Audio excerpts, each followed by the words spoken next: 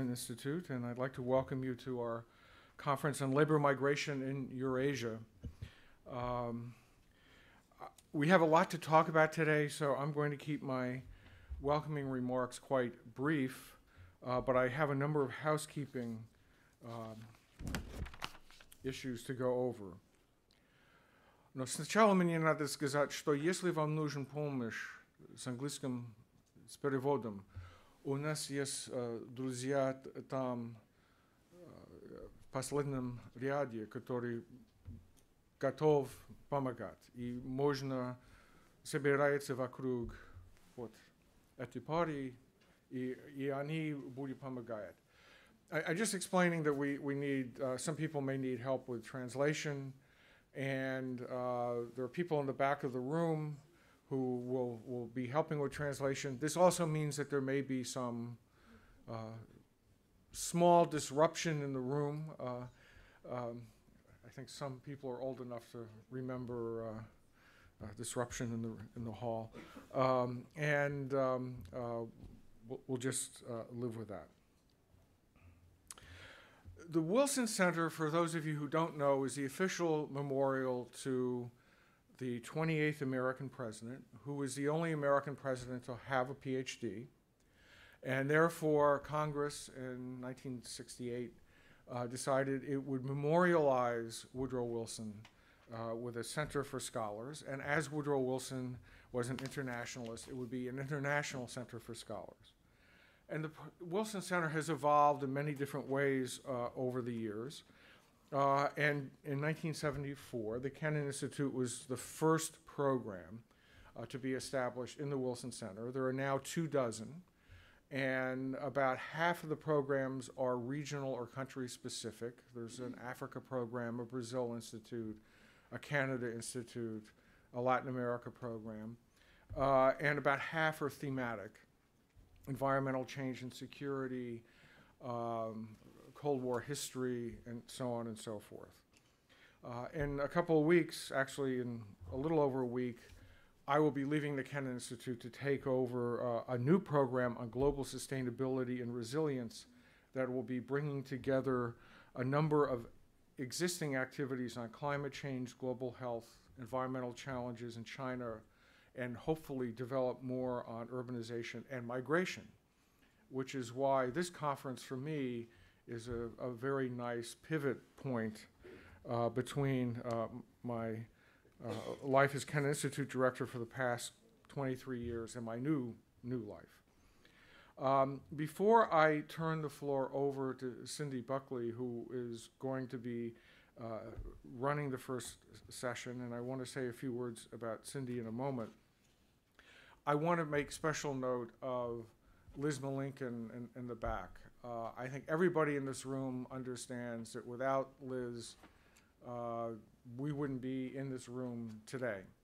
And you'll hear later in the day, you'll hear Liz the scholar, not Liz the travel agent. I hope you're looking forward. I've had a preview of, I know something about her presentation. I'm sure you're going to find it interesting.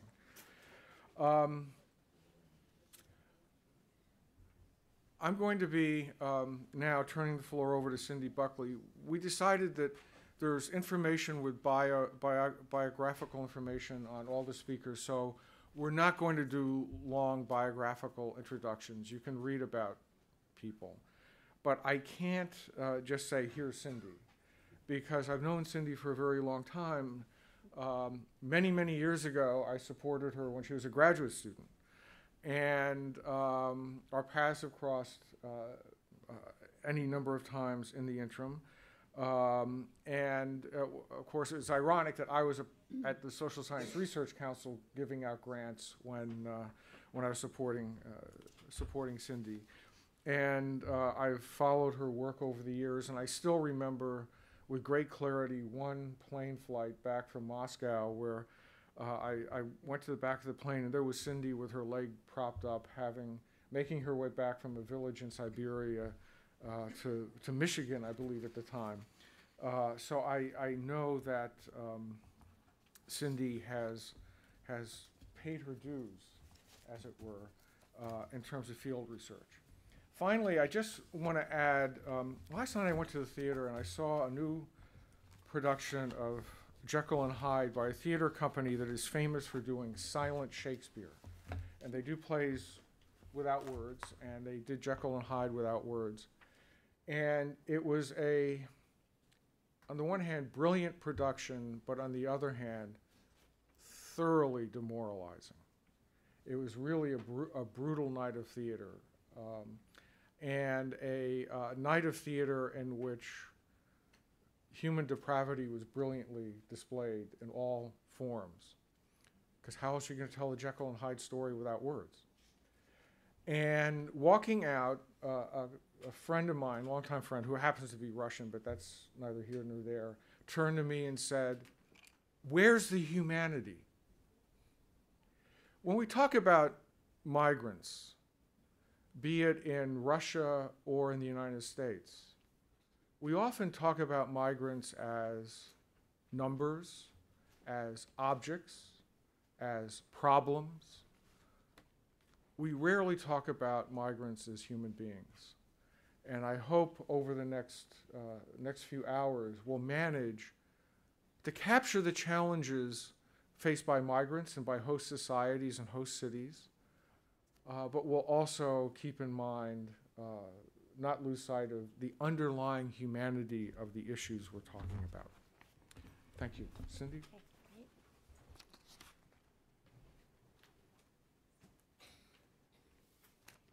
Thank you, Blair, and welcome. Thank you all for coming. It's wonderful to see you all, especially those of you who have traveled here from quite far away. We certainly appreciate your presence. Before we get started, I'd like to reiterate Blair's wonderful words towards Liz. Certainly, this conference would have never come off without her heroic efforts. In addition, when we think about the larger project of which this conference is a part, the field work would not have been nearly as fun if we hadn't had Liz on the research team, which is an important element, I think, of any project. And so thank you again, Liz, and I hope you all have an opportunity to thank her during the next 2 days. In addition to Liz's heroic efforts, I want to recognize both Blair Ruble and Dr. Beth Mitchneck, who are co-PIs on the grant that we have from the National Science Foundation through the Department of Defense MINERVA initiative on New Perspectives for Security. This is funding both some of the research we'll talk about today, but this conference as well. Okay. I'd also like to recognize the young scholars that we are lucky enough to have in the audience who participated in this project. I think that in addition to the research that was generated, the training opportunities that were provided were really unique and obviously very profitable. So we're looking forward to hearing from some of our younger scholars later on in the program. Our central goal in this project was to really integrate the Eurasian case into global discussions of migration, looking at migrants as human, as Blair so eloquently posed, but also thinking about Russia as a member of a global community that is struggling with migration issues, that Russia is a unique destination state in many ways, but it is also quite a common destination state and shares many similarities with global migration processes across the world. I can think of no one better suited to address that theme than our first speaker. Ellen Piercy Crayley is the William R. Kennan Jr. Professor of Geography at Colgate University. Although I have to establish disciplinary bias here, her PhD is in sociology. Ellen is the editor of International Migration Review, published by the Center for Migration Studies, the preeminent journal of record in scholarly work on migration. Her research has generally focused on the United States, but has covered a wide variety of important theoretical and empirical questions. In addition to her outstanding scholarship, she provides a unique and valuable example of the citizen scholar. She serves on the board of directors for several organizations, including the Mohawk Valley Resource Center for Refugees, the Central New York Community Foundation, the National Abolition Hall of Fame and Museum, and the Oneida Community Mansion House. Ladies and gentlemen, I'll turn the microphone over to Dr. Crayley. Thank you. I'll just switch the PowerPoint. All right, we'll make a technological adjustment.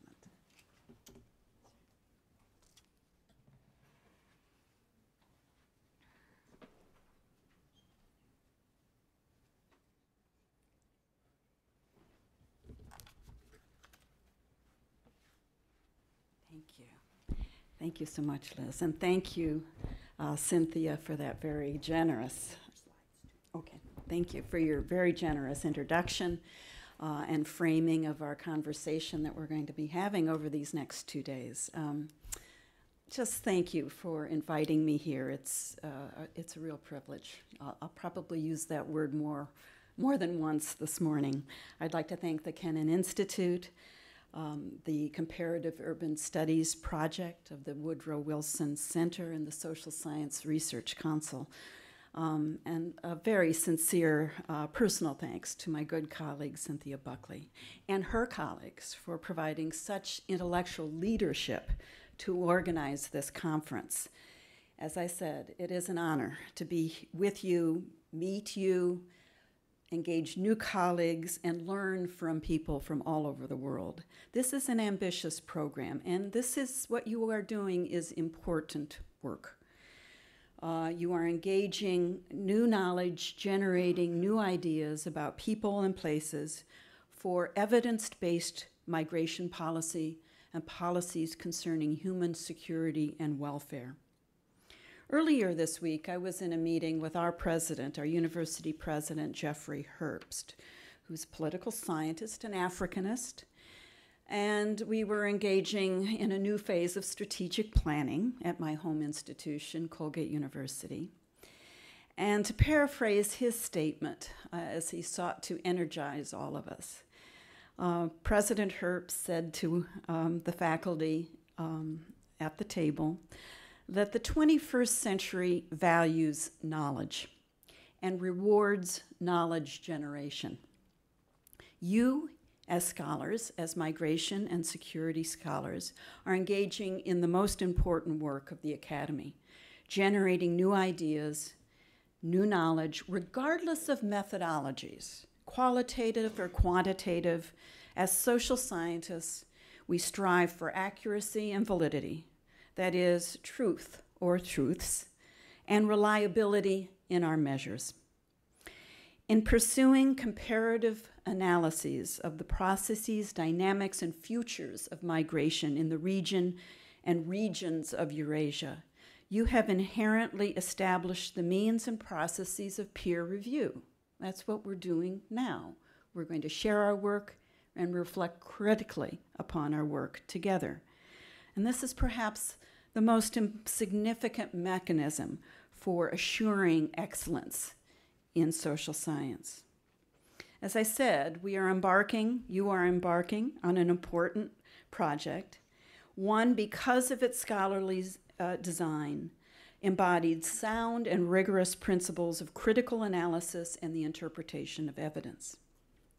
So in the spirit of critical analysis, I'd like to offer a bit of self-assessment, and I must confess that I feel a bit of an interloper, knowing that I'm going to gain more from this conference than I will probably be able to contribute.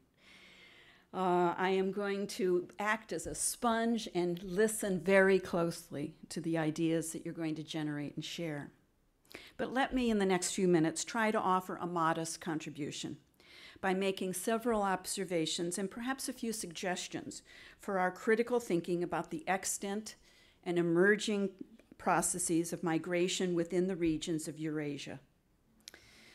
And in that regard, instead of kind of expanding, thinking about the age of migration, I want to talk about migration research. My comments this morning, and I'd like to make 6 general points, are informed by my experiences in my own scholarly work. Starting in public health and demography, and then sociology, and now geography. And very importantly, my recent experiences in serving as editor of the International Migration Review. These experiences inform the thoughts that I'd like to share this morning.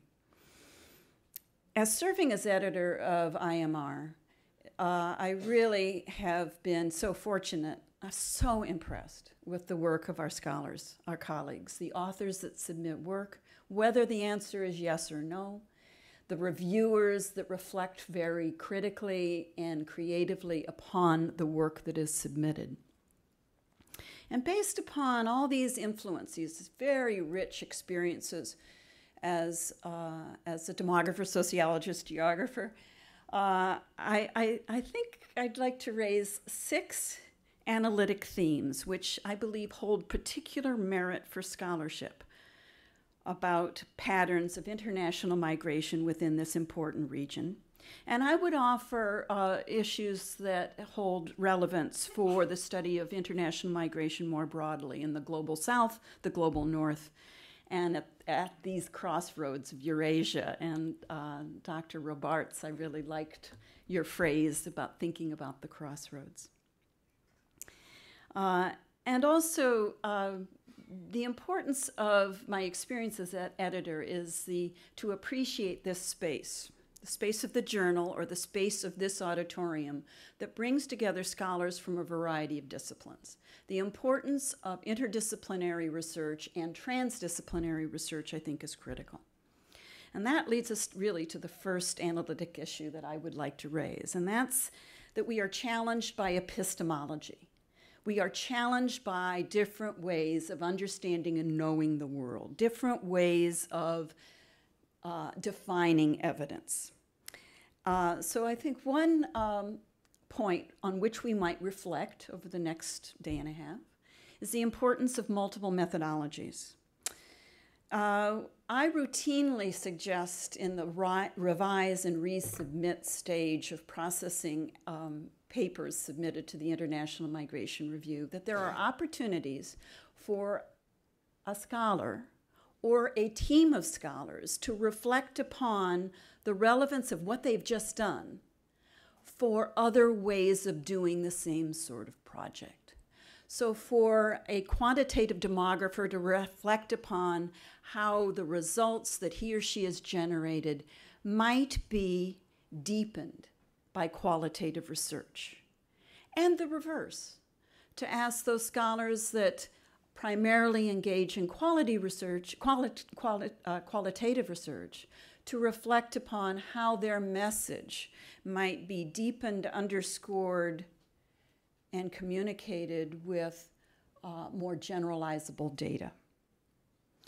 I would suggest that we all search out those scholars who do it right. I might point you to the recent work of Jorgen Carling at the Peace Research Institute in Oslo and his colleagues at the National University of Singapore, who've combined survey data with focus groups, not just rolling them out one paragraph sequentially, but integrating across the results.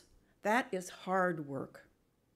And I would say that there's really room for our work in migration scholarship to formalize multiple methodologies, to think very critically on developing principles of combining research approaches. The second axis of analysis, adding to multiple methodologies, are multiple cases. Comparative research.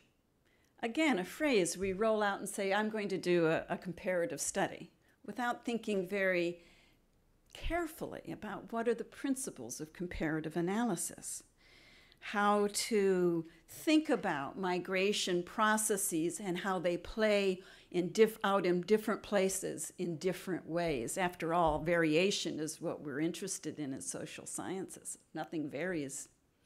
We have nothing to explain.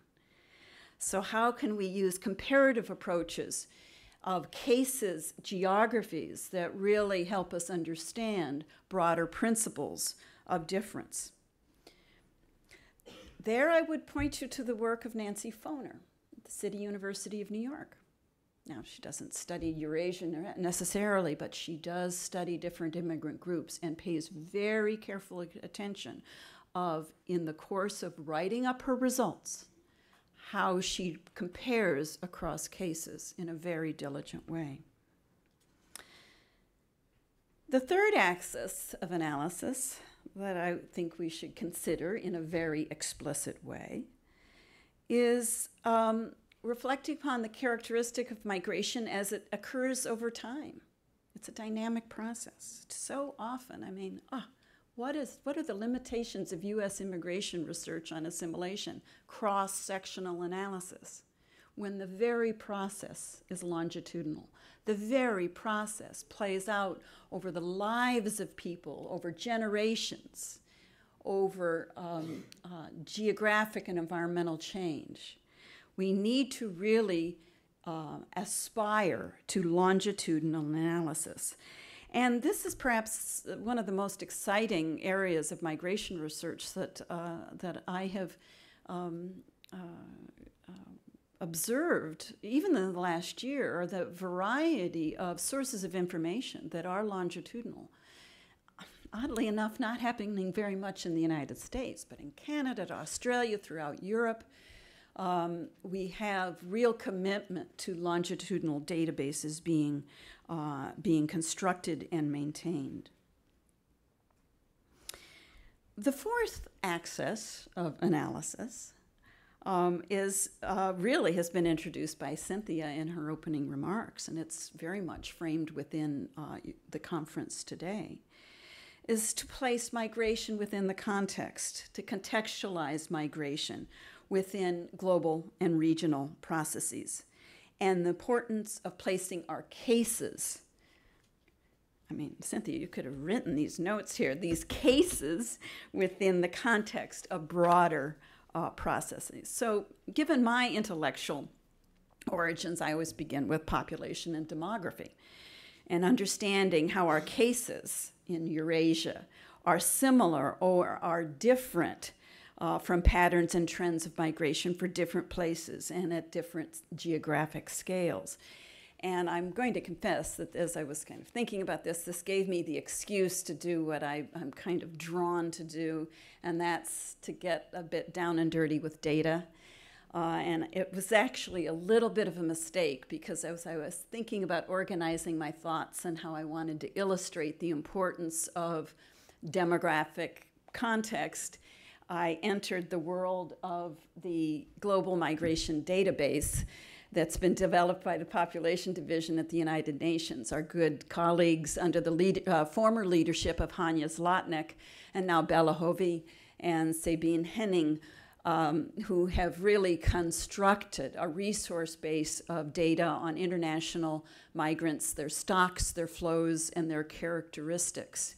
It's now, of course, we have to always pay attention to the quality of data, but as given that we now have a framework for receiving comparative data that exists over time and clearly geographic detailed places, we can begin to compare, we can begin to identify anomalies, perhaps emerging trends that we did not anticipate.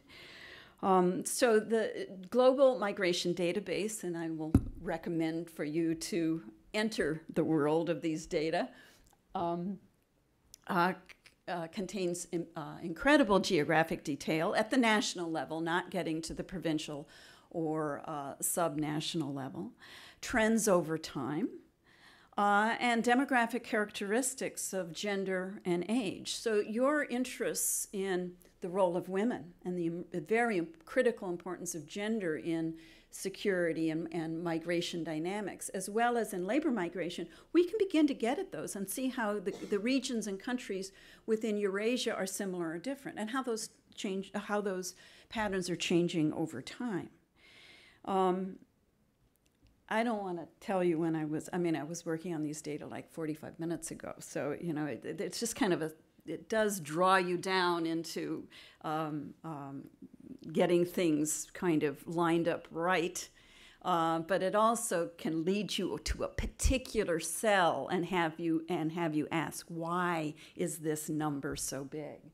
So, for example, we can look at stock characteristics. We can look at the proportion of Eurasian migrants among the stock of international migrants according to countries of destination. I actually had Turkey, Georgia, and the Russian Federation lined up there, but I ran out of time. I have those data. I can generate them for you. We can also look at change. Now the numbers are getting tinier and tinier here, and this is silly. I mean, this is a silly exercise. It's to illustrate what is possible and how you can, again, extract those columns, those rows that are pertinent for your particular research questions.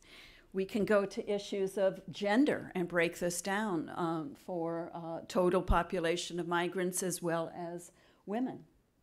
We can look at flows. So here we have long-term immigration into the Russian Federation from a variety of source countries that I've just extracted. We can change this by definition and look at just at foreign citizens, if the data exists, okay? But these are resources that through the work of our colleagues are now available to us. We can also think about population projections. And the United Nations Population Division really does generate important information about the future global process of demographic change. And these folks have already been born, so what's going to happen in the next 25 years is pretty much laid out there. So a lot of data available. This is for the Russian Federation, really looking at trends in overall population size for the next 100 or 100 years, and also changes in age structure, which I think would be very important for us to think about in terms of this red line here and the projected proportion of population in the Russian Federation that's of working ages. If that's changing, it's going to change the demand and the supply of labor.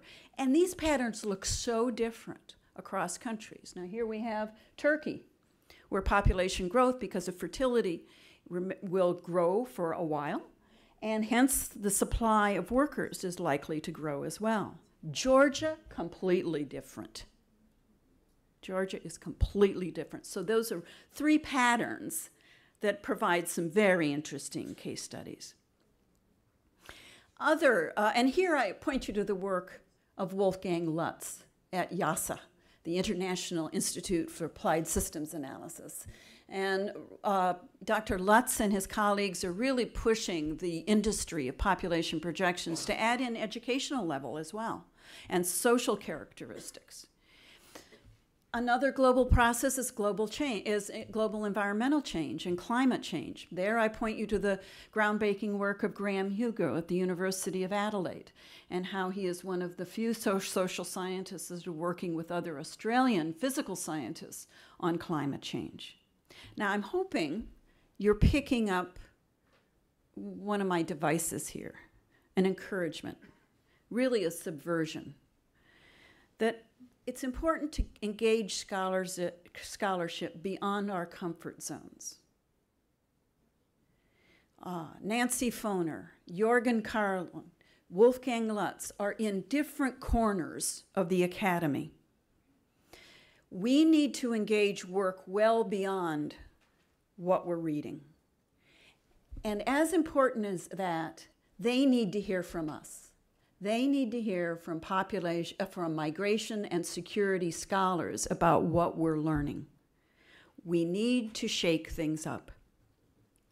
And I'm talking now to graduate students and early career scholars. Please, please, please make demands, make intellectual demands on the work of others, and particularly established scholars. Challenge the guiding assumptions and the overarching paradigms.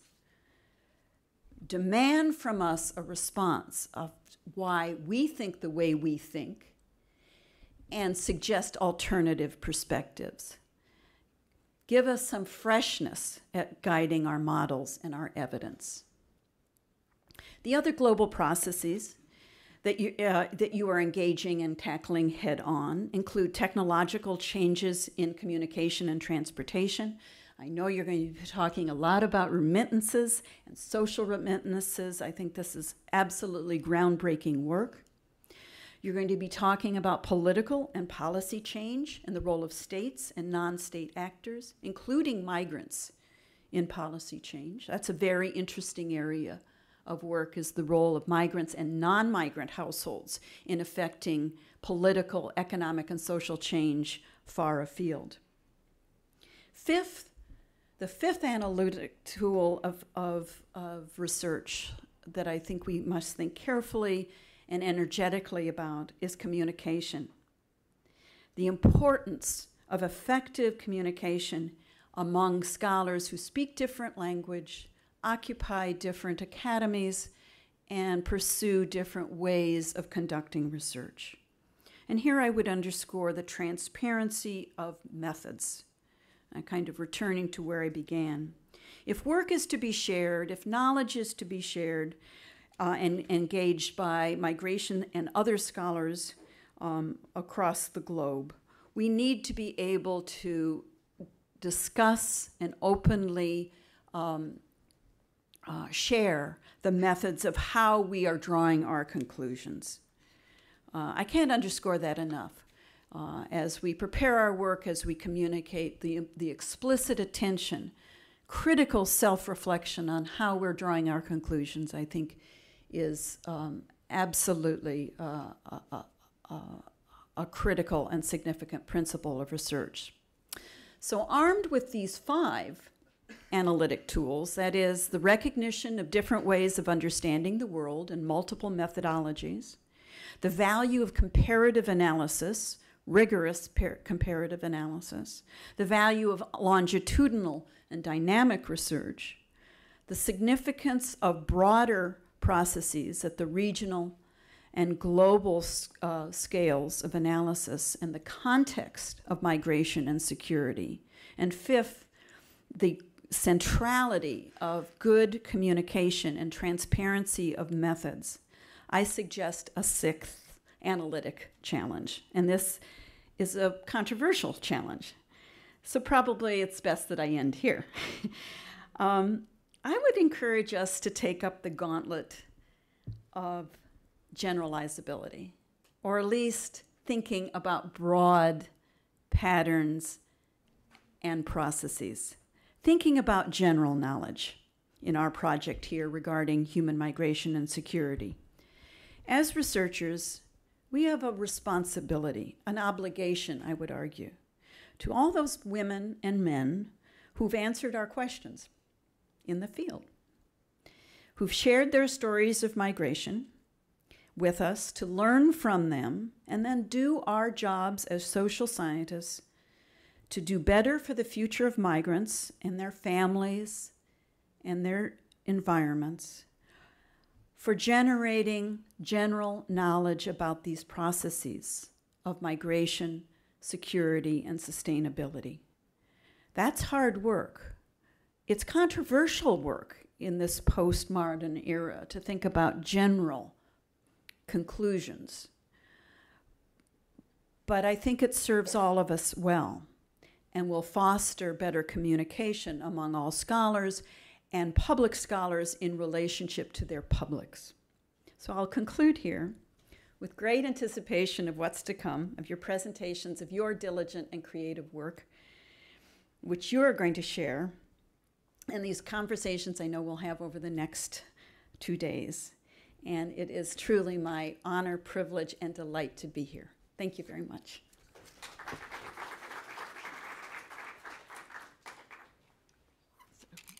Are we done?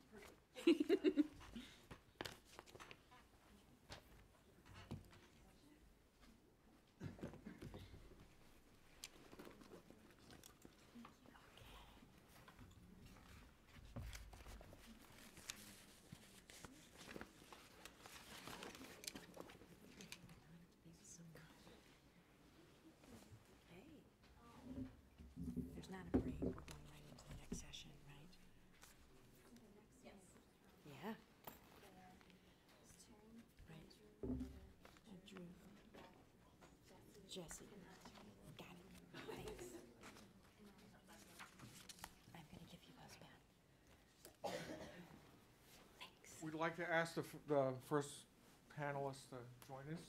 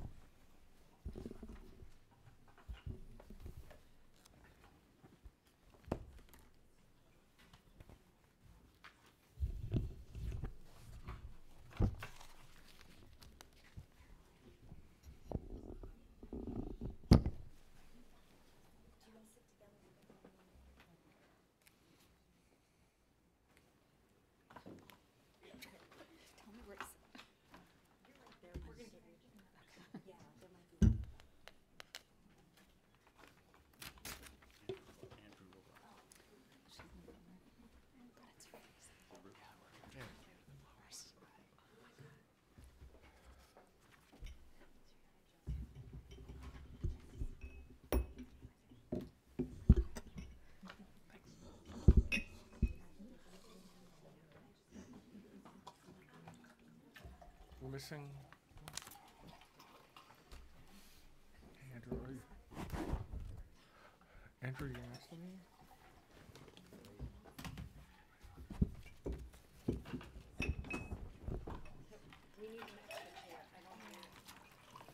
I can move over once we poured one. They're primarily the researchers.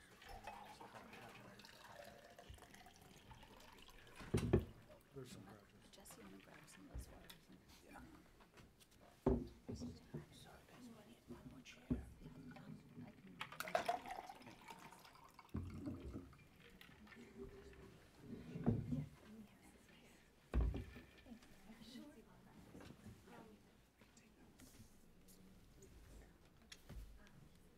Do we want? Maybe Andre can sit at the end, and then he can use the podium for your discussion. I think that's probably. How are you doing, Andrew? Oh, Andrew's here. How are you doing? Good to meet you. Anyone needs some more water Where over are on you? that end? I think we're Where set. you normally when you're? Because I got the California. 3 waters here. University of California. We'll go with what we got. Okay, well, I want to thank Ellen for really setting up the discussion quite nicely, and we're about to follow her advice. As we move deeper and deeper into Eurasia, we're doing so by trying to place the Eurasian migration experience in broader contexts.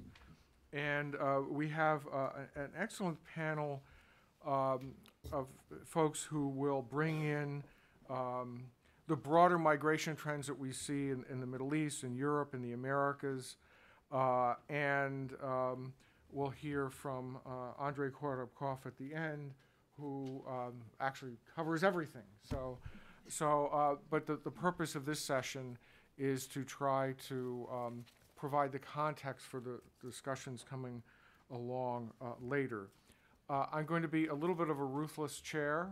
You'll see me passing notes, but obviously we have time constraints.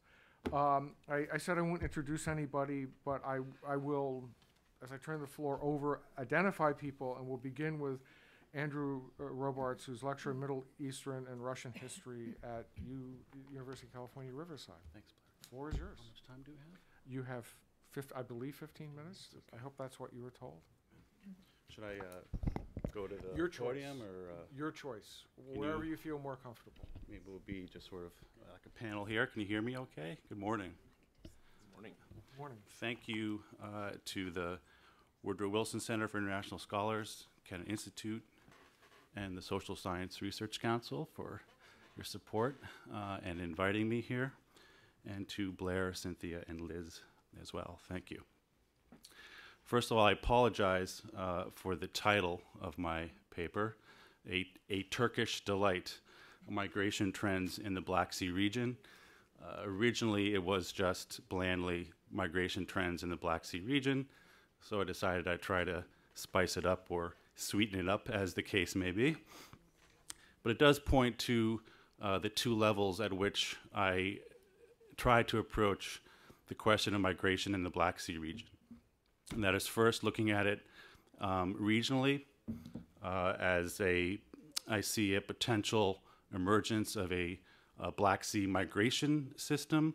So I'm thinking in terms of systems analysis when I approach migration. And secondly, looking at Turkey's important role and position within this migration system. I'm also conscious of the fact that this is the first paper of what is going to be a full day of presentations, so I'm going to try and be intentionally broad with my comments and pose more questions than provide answers. I was going to provide a quick overview of my paper, but I'll maybe just make a few points there and move to some thoughts that have come up in the last week or so as I've been thinking about this conference. Specifically looking at or discussing the Black Sea region's connection to or place within a Eurasian migration system, and how or in what ways, using a comparative approach, an analysis of an emergent Black Sea migration system sheds light on or helps us understand the dynamics, mechanics, and future course of the Eurasian migration system, and any potential linkages or connections between migration in Eurasia and migration in the Black Sea region. I'm an historian by training, so this is going to be tough to cut right through the history, but I'll do it. Basically, just a couple of points. One, historically, population movements and human mobility has been a defining aspect of the Black Sea region. Circular migration, return migrations, ongoing migrations, the formation of diaspora communities has been a feature of the Black Sea region going back to at least the late 18th century. And I see a reemergence of these trends in the last 20 years since the collapse of the Soviet Union, since the early 1990s. Also, I'd like to make the point that in the context of the Black Sea region, the societies and economies of key port cities around the Black Sea littoral, around the Black Sea coast, the list of which would include Odessa, Ukraine, Novorossiysk, Russia, Constanta, Romania, Varna and Burgas in Bulgaria, and Trabzon and Istanbul in Turkey, have more in common with each other than they do with their communities, in their respective national hinterlands. And a second point here is I'm trying to think about the connection between migration, regional formation, and political and economic and maybe even cultural integration amongst migratory communities in a regional context. And I see this as sort of a self-reinforcing process. If you have a sort of economically and politically generated regional formation, this creates the space or the opportunities for migratory movements within that space, and conversely, the more migration you have within that space, the tighter the economic and political integration.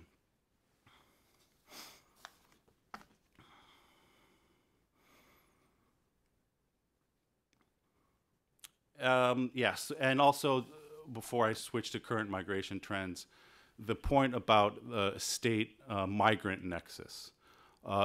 Historically, the Ottoman and Russian empires have struggled through or attempted to impose travel documentation regimes and treaty-defined borders around the Black Sea region, and these attempts have been frustrated and overturned. Attempts to establish territorial sovereignty have been overturned or challenged by human mobility and population movements in the Black Sea region. Switching to current migration trends in the Black Sea region. I have some stats and figures that are in my paper. I'll leave them there. But migration flows have increased or have equaled historically high levels of migration in the Black Sea region, and these trends have remained steady over the last several decades. I want to make a point about remittances. These figures from the IOM document the amount of remittances that are sent back and forth between migratory populations in the Black Sea region, and they testify to the enduring vibrancy and interconnectedness of migrant communities in the Black Sea region. So, as Dr. Crayley said, remittances, I think we're going to be talking about that a lot. I just want to make sure that I got that out there. Switching to labor, one of the key terms in the title of the conference. I see looking through the analysis of a labor market segmentation and Turkey's central position and role in current Black Sea migration trends. The direction of labor migration in the Black Sea region is driven by the yawning gap between the dynamic economy of Turkey and the still anemic economies of post-communist states. In the last few decades, Turkey has traversed the economic continuum from a developing country to an emerging market to a country with the 16th largest GDP in the world. Growing at an annualized rate of around 9%, Turkey's GDP per capita has doubled in the last decade. On the plane yesterday, I was looking at the Economist magazine. They have, or they call it a newspaper. They have a nice little data section in the back, and I was just looking at it and thinking ahead to this conference. 2012 GDP trends in Turkey and Russia, for that matter, significantly and not surprisingly, are outpacing GDP growth in the Eurozone. Interesting as well, there was a little survey on the confidence or optimism of manufacturing concerns, those who employ people in the manufacturing sector, and Turkey's businessmen and women in the manufacturing sector are extremely optimistic and at the high levels of global optimism concerning the need for labor going forward. Thus, I make the point that the steady and sustained growth of the Turkish economy is likely in future to continue to attract and draw in a significant amount of migrant and surplus labor from other Black Sea countries.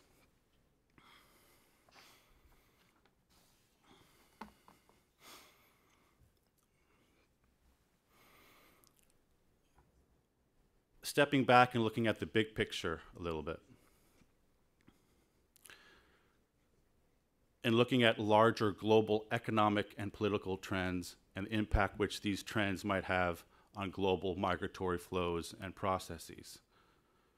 With the weight of the global economy and political power in the process of shifting eastwards, do or will migration trends in Russia, or Eurasia broadly, and Turkey, and the Black Sea region broadly, will they mirror each other and reflect these global economic and political shifts away from Europe and the Atlantic community towards Asia?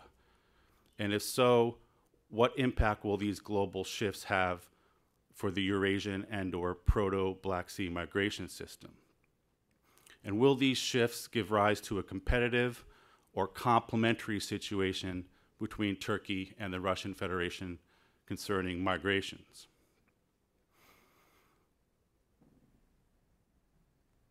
On the competitive front, if you take this approach, in response to the overall devaluation of the European project, anemic economic growth in Europe, here I'll also insert the point that up until the last few years, the large and informal economies of Southern Europe, Italy and Spain, attracted large numbers of migrants, legal and otherwise, from the south and east.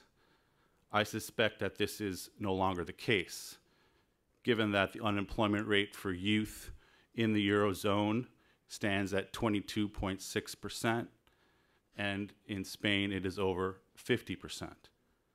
So the question is, where will these migrants go? And not surprisingly, I will argue that the Black Sea region, and Turkey in particular, and maybe also the Russian Federation or Eurasia, could soak up or take in these migrants.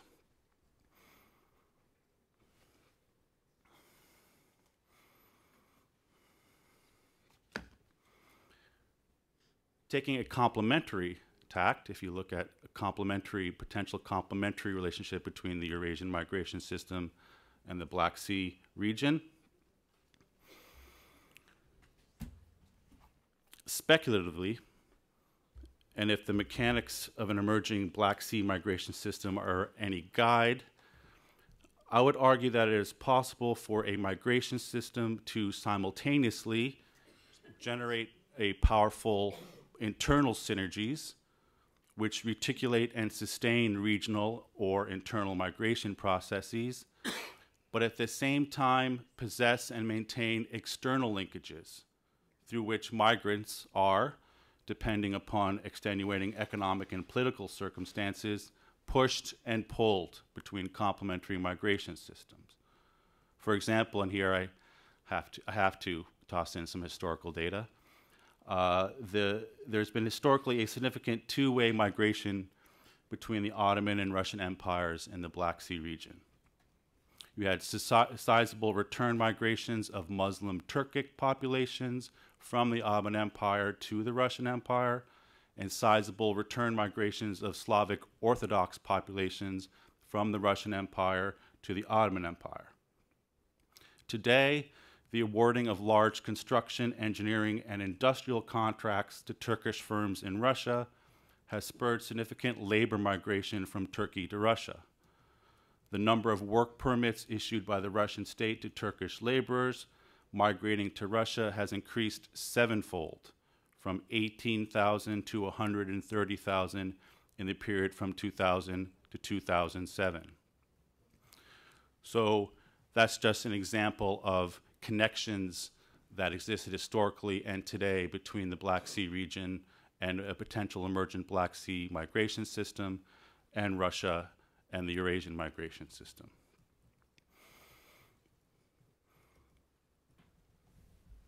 As a microcosm of these broader points, one could look at a comparison between the cities of Istanbul and Moscow. As post-imperial metropoles and global cities, do Moscow and Istanbul attract the same type of migrants? If so, do we conceive of these two cities as complementary nodes in a larger migration system or as competitors for Eurasian migrants?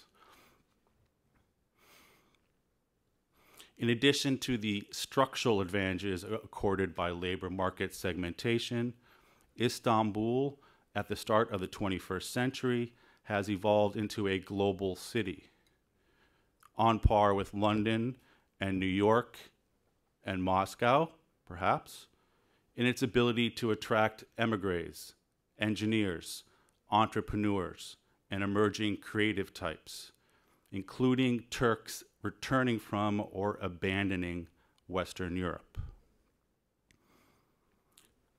I'll end here on an anecdotal point.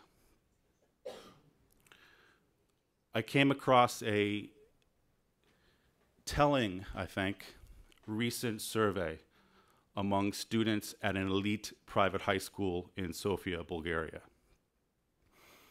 who in an essay question, or as part of an essay exercise, were asked to identify the capital of the world, or the global capital. The top 4 vote getters for these students as to the capital of the world, in order: London, New York, Istanbul, and Moscow. And I won't get into the historical factors or questions of nationality and identity in Bulgaria vis-a-vis the Ottoman Empire and Turkey, but I do think it's telling that Istanbul placed ahead of Moscow in the ranking of global cities amongst high school students in Bulgaria. Thank you very much for your attention and time. Thank you. Next, we're going to hear from our colleague from the European Studies program, Nita Galassis. I just want to observe that I recently, like 10 days ago, flew from Naples to Istanbul to Odessa and then on to Moscow. And of course, getting to Naples from here took me through Europe. And I think I pretty much agree with your Bulgarian students. What is most striking is the dynamism of Istanbul and Moscow in comparison to European cities now. And I think we really are seeing increasing evidence of a global shift in how the world is functioning. And migration is flowing, is following other changes that are taking place. But it's the shift from the Atlantic to the Pacific, the historic shift in wealth, these migration flows, the dynamism of places like Istanbul is really, I think, underscores the importance of this subject for reconceptualizing the world we live in. Nita, you're up next. Old Europe. Old Europe. Thank you, Blair. Thank you, Liz and Cindy, for including me in this important panel. This, in what is becoming, a trend within the Wilson Center, I'm going to present sort of the observations that from a conference that we held last May on migration trends in Europe. And specifically, we're looking at how Europe is reacting to not only previous waves of migration, but new waves as they move on forward, and where European policy is going. Which direction is it going? Is it sort of building a higher fence, or is it working on integration and tolerance, as it seems to be doing in a lot of its international treaties and a lot of the rhetoric?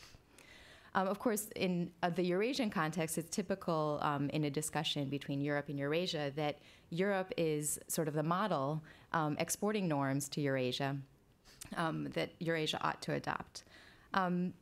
And of course, to the extent that the EU has a foreign policy, it has always focused on exporting norms to its neighbors through its neighborhood policy, through enlargement, and it has been successful in doing that, especially towards Central and Eastern Europe, in exporting what it sees as the right thing to do, the correct models, the right norms to have. Of course, the current economic and political crisis has called all of these norms into question. Europe itself is forced to reassess what the economic and the political basis of its regime there, of its economic sphere, but equally the political and social spheres. The result is that the image of Europe as a norm setter, as a model, has become much more blurry than it once was. This picture is equally confusing in how Europe treats its migrants. On the one hand, no other region of the world has so many international treaties that govern issues that are typically reserved for domestic decision makers. Europe has been the leader in accepting refugees together with Canada, the United States, and Japan, and it has sort of invented the concept of minority rights and multiculturalism to ensure that migrants and refugees are integrated in societies. Of course, the EU is built on the foundation of the free movement of peoples. In fact, migration policies, the EU was built with the idea that migration policies in one country will have an impact on their neighbors, so that sort of the harmonization of those migration policies is necessary to establish good neighborly relations and good policies. And in fact, the EU member states have gone further than anybody in giving EU superstate institutions the right to intervene in state policies if they discriminate on the basis of ethnicity, race, or religion. In this way, domestic policies embrace multiculturalism, and also the European Union level, the legal level at the European Union, embraces multiculturalism as well. So that's the one hand. On the other hand, European states are defined by nations, and it's the state's responsibility, among other things, to protect the nation's language and culture. Recently, it seems that European societies are seeming to abandon the policies of accommodation of other cultural groups, perhaps due to the heightened threat of terrorism because of economic recession and state austerity policies. And of course, the idea that the rising powers of Brazil, Russia, India, and China are themselves strong enough to perhaps be able to provide for citizens, and this constant sort of idea that people are always moving towards Europe. I think what this has happened in Europe is that the perception of which group is vulnerable has sort of flipped. There's a discussion now in Europe that is alive, and also I think in America, of which of these peoples need to be protected by the state. In Italy and France, they've suspended some of their responsibilities under the Schengen Agreement in order to stem the flow of refugees that came after the Arab Spring. There have been a number of leaders that have declared multiculturalism as a policy goal to be dead, from the leaders of the Europeans, from Germany, from the United Kingdom, from Netherlands and France. And analysts of EU policy, including Christian Jopke, have provided evidence that policies towards migrants in Europe have been converging. but that they've been converging in the wrong direction. In fact, this has been a race to the bottom in terms of setting up more isolation, more oppressive attitudes towards migrants, rather than embracing tolerance and inclusion. So this is sort of the confusing picture that we see in Europe. This is why it's difficult to see Europe today as sort of a model to export. But the Wilson Center's conference actually offered a more positive picture, I think, than some of these analyses initially show. And I think that for the context of Eurasia, even though they're not part of the EU, there's still lessons that can be learned from the EU. The first is that there are still good models in Europe for Eurasia to follow. And those models aren't necessarily in the norm creation, which is, I think, still in the process of being created, but actually in the institutions that European countries have built up. We're looking, the idea of democratic institutions, functioning judiciaries, that's what's helping Europe cope with changes in economy, changes in attitudes, and changes in demographics.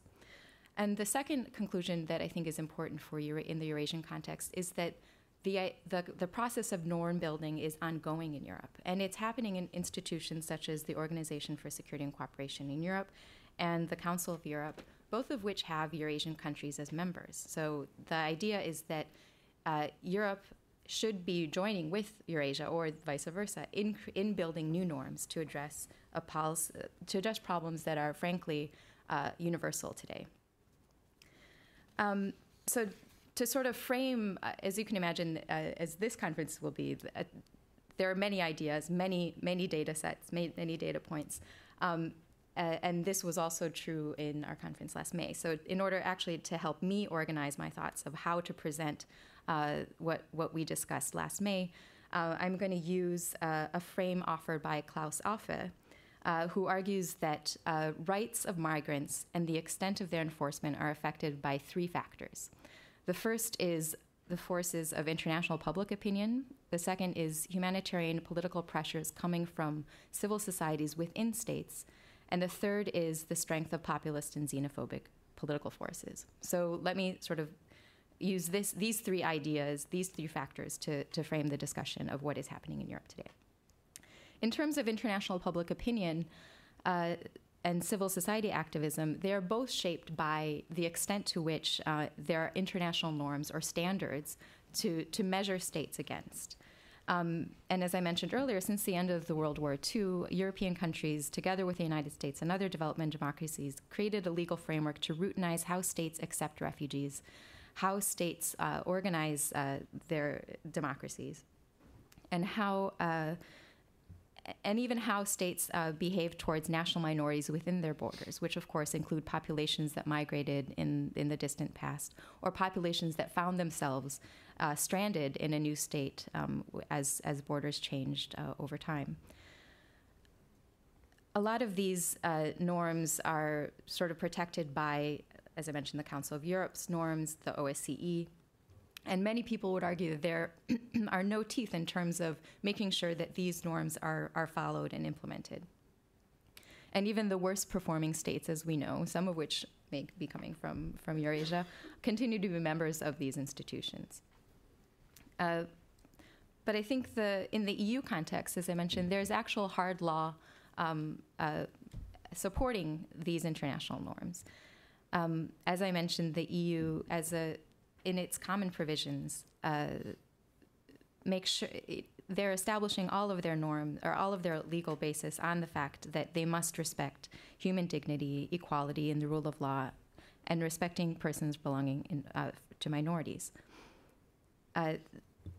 They also are obliged to prevent discrimination on the basis of racial and ethnic origin, religion and belief. And this is sort of the basis from which new initiatives towards tolerance and integration are being built. And it's important, I think, to note that within the EU there is a high level of sort of legal teeth that can be used to make sure that that tolerance and non-discrimination continues. in the OSCE and the Council of Europe, the idea that there is a larger problem, not only in Europe but in Eurasia, is definitely on the rise. And there's a new report from the OECD that cautions that the absence of coherent and consistent policies towards migrants creates risks for social cohesion throughout Europe. The OSCE's High Commissioner for the Protection of Minorities has encouraged a widening definition of who national minorities are, and an extension of rights granted to national minorities to other groups. And there's going to be a conference this fall on how to launch a set of new guidelines to integrate diverse societies based on the minority rights frameworks. So it seems that this is sort of good news, that the scaffolding that is used by activists and to set international public opinion has not only remained there, despite the seeming changes of attitude, but in fact it is growing. The scaffolding is growing to embrace more norms and to build on the existing level that's there now. And this is very important, I think, for the second factor in Afi's analysis, that humanitarian pressures coming from civil society's initiatives within states. They rely on this international scaffolding. They rely on international norms to make sure that their society, the societies in which they live, are measuring up, and that their states are actually following up on the norms that they have agreed to abide by. And this civil society and NGO sector is extremely active in Europe. In our last meeting in May, Rachel Neild from the Open Societies Justice Initiative chronicled their attempts to understand how discrimination towards migrants plays out in Europe and to test the capacity of courts to bring justice to those who have been discriminated against. Her discussion revealed that discrimination by police against people who look different, who can be migrants, who might be citizens, nobody knows, but this discrimination is widespread. Yet, in the Spanish context where she worked, they were able to cooperate and collaborate directly with police and courts to introduce new best practices against discrimination. And these are the kind of grassroots level activism that I think will help us to build more norms as we move on in the future and discuss this in international studies. Jan Dobernak, who works with the European University Institute on an academic project called Accept Pluralism, has been working to create a quantitative tolerance index, which I think will also be helpful to assess which countries in which contexts will help are doing a good job, and will add sort of a second level to international norms of being able to see the level at which norms are being implemented and embraced by societies.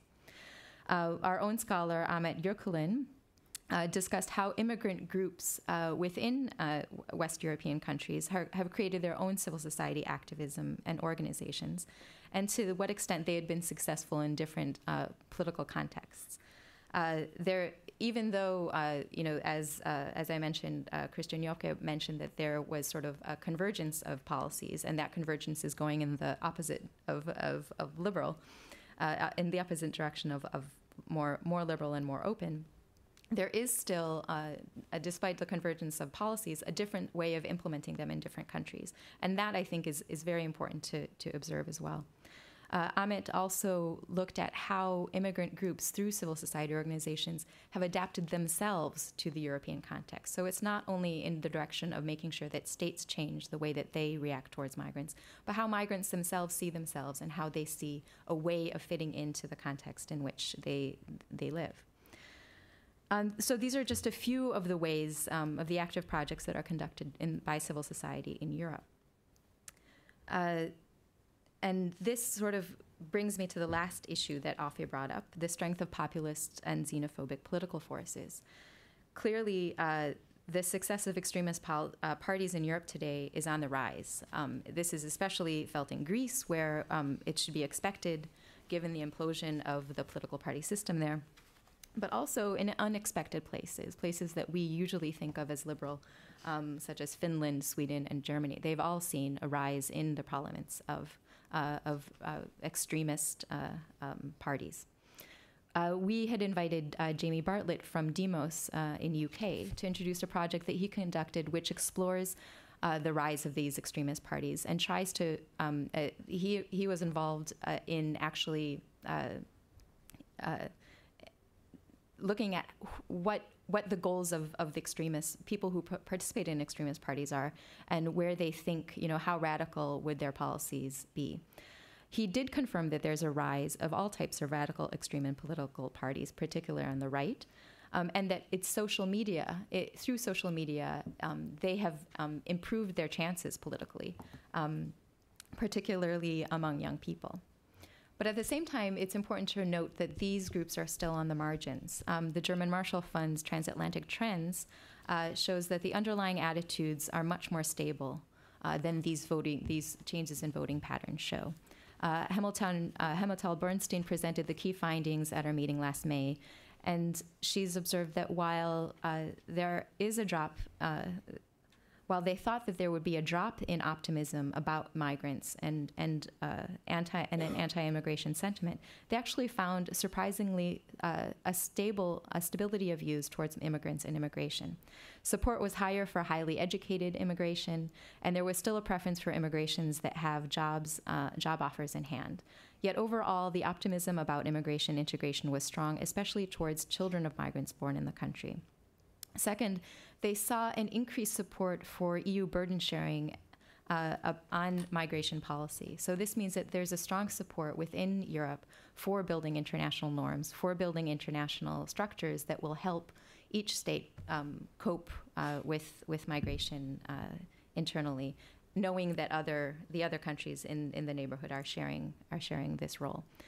So that's basically what I have to offer. I hope that we'll continue to discuss in Eurasia how the democratic institutions in Eurasia are as important as international norms in ensuring that societies stay flexible as dynamics change. And also, and I guess I encourage us all to think about ways in which Eurasia ought to be at the same table as Europe in defining these norms in international organizations in which they participate, since this is actually becoming a new and important initiative in those institutions. So, thank you, Nida. I want to thank you particularly and for adding another dimension, the institutional dimension. And if we go to Ellen's fourth point about the need to contextualize cases, clearly institutions matter, and how laws are written and how laws are enforced and what the agencies of the state are and the agencies of civil society all make a difference in the story we're looking at. I'm now going to turn the floor over to Andrew Seeley, who is Vice President for Programs here, which actually makes Andrew my boss, but I would say this anyway. Andrew is one of the United States' leading experts on Mexico. He is an extraordinary figure in U.S.-Mexican relations. So it is a treat to have him included in our discussion, and obviously you can't talk about U.S.-Mexican relations unless at some point you talk about migration. So Andrew is also one of the leading specialists. I think you have more competition probably on the migration side. A lot more, yeah. And no, a lot less. And but he really is a person to now move us across the Atlantic and talk about a different kind of context. Andrew?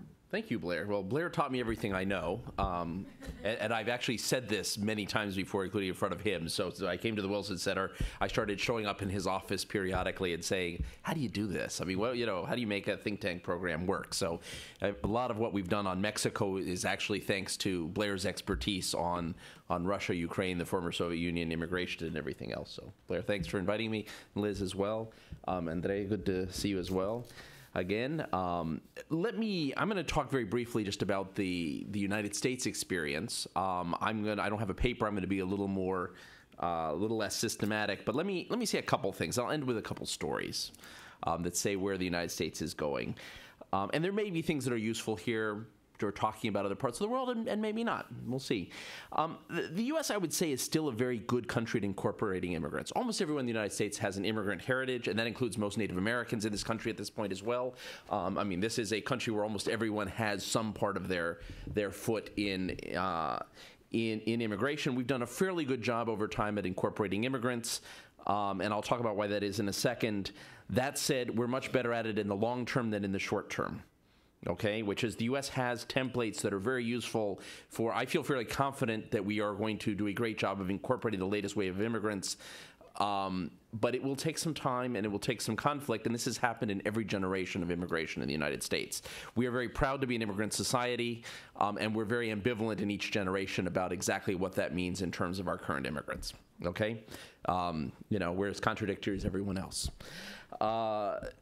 Samuel Huntington, who may seem like a strange person to start with because his last book was a screed against immigrants, but he actually wrote a fabulous book for understanding immigration way back in his heyday. He talked about the fact that the U.S. was based on something he called the American Creed. He said, the U.S., unlike most countries, doesn't really have a common culture. Sometimes we pretend we do, but reality, there is no common culture here. What there is are common institutions and common ways of making decisions, and then common celebrations and ways of recognizing this. We all go out with 4th of July, wave the flag, and it's all about democracy, or what we understand as democracy. You could poke some holes in this argument. I mean, starting with the fact that African Americans and Native Americans were not part of this. Women were not part of this process for large parts of our history. So what exactly the American Creed is, I mean, we could have in another discussion a debate about that. But there is something to his argument. I mean, in the end, the U.S., unlike many countries, has much less of a cultural distinction in what it means to be American, and much more in terms of processes. We do this imperfectly. We have been imperfect throughout history and still are in many ways. But to a large extent, unlike many countries, it's hard to figure out what American culture is. And that has meant that there's a distinction between what we do in the private sphere and what we do in the public sphere. That you can be in the private sphere, we can have enormous differences in the way people act, behave, believe, and yet share certain commonalities in the public sphere. And the essence of the United States is based on that. Whether we always live up to that is a different question. And one of the realities is always in the moment we don't live up to it, right? I mean, that we do tend to find cultural ways of identifying ourselves beyond this, but in the long term, the institutional definition tends to win out. There are a few things that make immigration particularly difficult at the current time. We went through a long period where there was no major immigration wave in the United States. There was always immigration, but from the 1930s through the 1960s, even part of the 1970s, immigration was fairly slow compared to other periods of our history. 1980s and particularly the 1990s and the aughts, it went up very quickly. And there are some real dislocations that happen. I mean, one is competition for jobs. We can debate how much it is. There are different studies that find different ways of calculating this, but there almost certainly is a perception of competition for jobs, and sometimes probably in some sectors, real competition for jobs. There are real fiscal dislocations that come with immigration, particularly in smaller locations, right? I mean, trying to get a school system in a small town up to dealing with a new immigrant population has some upfront costs, right? In long term, there's some good studies that show us that the long term there are probably fiscal benefits, and enormous ones, from immigration. But in the short term, there are dislocations. And clearly, despite what Huntington might have said in his heyday, people do feel that there's culture change that goes on. And I'll come back to an example of this, and this may actually be what drives a lot of the reaction against immigrants in the short term in places. There is a paradox in the U.S. that the places that have the most immigration are the ones that are most comfortable with it. The ones that have the least immigration tend to be the ones that are most uncomfortable, not in percentage change, but in overall number. That's because places like Los Angeles and Miami and New York and Chicago have templates for incorporating people, right? I mean, they places like Hazleton, Pennsylvania, which I'll talk about at the end, or Farmers Branch, Texas, or Fremont, Nebraska, where I've actually spent a lot of time, believe it or not, which are places that have some of the harshest anti-immigration ordinances, or at least tried to. Many of them are stayed, right? In fact, all three are stayed, I believe. Are places that have not had a lot of recent immigration. They actually have had historic immigration, but not in the last 50 years. And therefore, there probably are more fiscal dislocations. There probably are, there may be some more competition for jobs. And clearly, there are more cultural dislocations to the extent that people have local traditions that newcomers don't necessarily fit easily into. So there is a huge irony in the fact that places that have, Miami, New York, LA, never stopped receiving immigrants, and they do it fairly comfortably these days. Actually, what you find is people in those places tend to be very pro-immigrant. And then the thing, if you look over time, places like Herndon, Virginia, for example. Herndon, Virginia was at a huge fight over immigration here, not very far from here, about 20 miles from here. Huge fight over illegal immigrants. Eventually ended up throwing out all the council members that actually had been leading the anti-immigration fight. Well, 2 of them left, just they cycled out. 2 of them actually got kicked out. And so over time, things change. And we'll come back to Hazleton, which is one of those places that changed over time as well. Let me say something. We did some research a few years ago on incorporation of Latino immigrants, looking particularly at immigrants from Latin America. We started with Mexican immigrants, and we broadened it to look at Latino immigrants generally. I'm not going to go into any depth on this. Let me just say briefly what we found is that there's still some of the old things that have always worked in the United States still work fairly well. And that is, the first stop for immigrants to become incorporated in American society tend to be churches and schools. Educational system where people, first of all, tend to be around non-immigrant parents also in schools, and children tend to be around non-immigrant children, so it's a place where people meet each other. But these are also institutions that are very much part of the fabric of U.S. society, which are independent of legal status, independent of immigrant status, and so tend to be very good incorporating places. Churches have there's lots of conflict in churches, by the way, over immigration. It's not that they're safe havens free of conflict, but in the end, churches actually, in many ways, and this is both evangelical as well as Catholic churches in the case of Latino immigrants, to a much lesser extent, Jewish synagogues and Muslim temples and others, but certainly Catholic and evangelical churches do tend to be places where people come into the fabric of U.S. society. We found that Spanish language media plays a huge role actually in incorporating people, and people tend to sometimes complain about Spanish language media. It's sort of isolating. Spanish language, you just had a debate, semi-debate, right? They had Obama last night, they had Romney the night before. Spanish language media is the most American. I watch Spanish language media a fair amount. My wife is from Mexico, so we do turn it on quite a bit, and it is the most American media. It's actually sort of ultra-American in many ways. I mean, it sort of compensates. I mean, during the World Cup, our team is the U.S. team, right? Even though most of the people watching are probably rooting for Mexico or Guatemala or Dominican Republic, that our team is always the U.S. team, which is more highlighted on Spanish language media than anywhere else. Spanish language radio, which is fascinating, tends to be a huge connector to community events. I mean, it interprets to people who don't yet speak English what's going on the ground in terms of community events. How do you register for citizenship or register for residence? What do you need to do if you want to vote? I mean, all sorts of things. How do you get involved in the school system? I mean, things you wouldn't actually get if you turn on your regular English language radio station, because they assume most listeners know this. Maybe it would be mentioned in sort of some sort of community segment that they have to do by law. But in Spanish language media, knowing that many of the people listening don't have access to this information, they actually see this as part of their role. And so it's somewhat boring, actually, if I grew up in D.C., so I hear things over and over again that I've heard for the past 40 years. But for people who arrived 5 or 10 years ago, this stuff is actually really useful. So a huge integrating mechanism. Politics. Now, and we'll get to a problem here, which is a lot of legal status issue. But in places, we actually went out to 9 cities and did a study. When you look at places, certain places like California, Nevada, hugely politically important, even Charlotte, North Carolina, even places like Virginia and the D.C. area. Virginia and North Carolina, by the way, Latinos are swing votes, even though they're a small part of the population. California and Nevada, a huge part of the population, and Nevada's a swing state. Turns out political parties have a huge interest in immigrants, and particularly in legal immigrants, and so become one of the important immigrating mechanisms.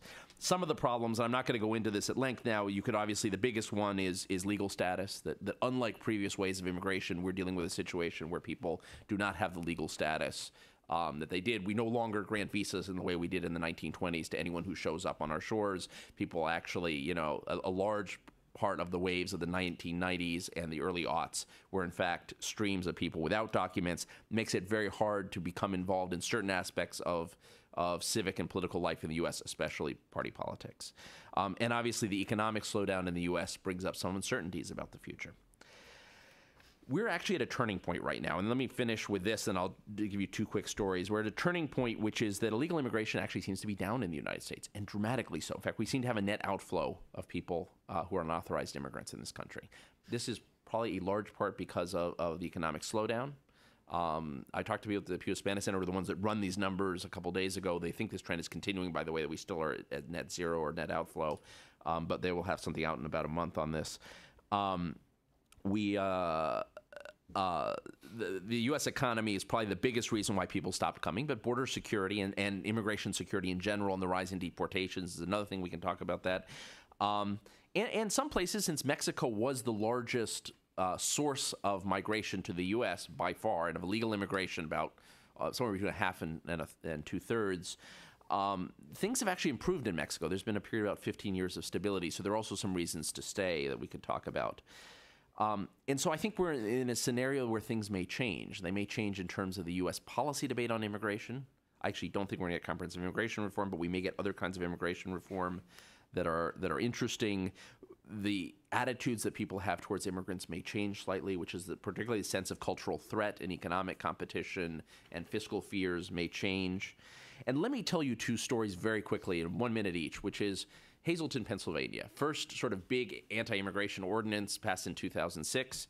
Hazleton, Pennsylvania had a huge influx of immigrants. Went from about 4% Latino in 2000 to being 37% Latino in 2010. That is a huge influx. Ironically, mostly about half of the people were U.S. citizens born in the U.S. These were mostly Dominicans and Puerto Ricans.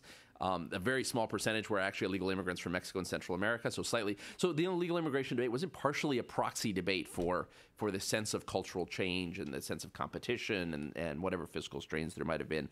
But, it was a debate. Well, what happened? Well, actually, immigration's going down. Some of the influx of legal immigrants who are mostly moving from New York area after 9/11 has also slowed down. And you have the beginnings of sort of coming together. And you actually have the manager of the Tampa Bay Rays, Joe Madden, who's from Hazleton, who's actually been putting a lot of money into getting newcomers and oldcomers together in the town as well. You have an interesting sort of coming together in this town.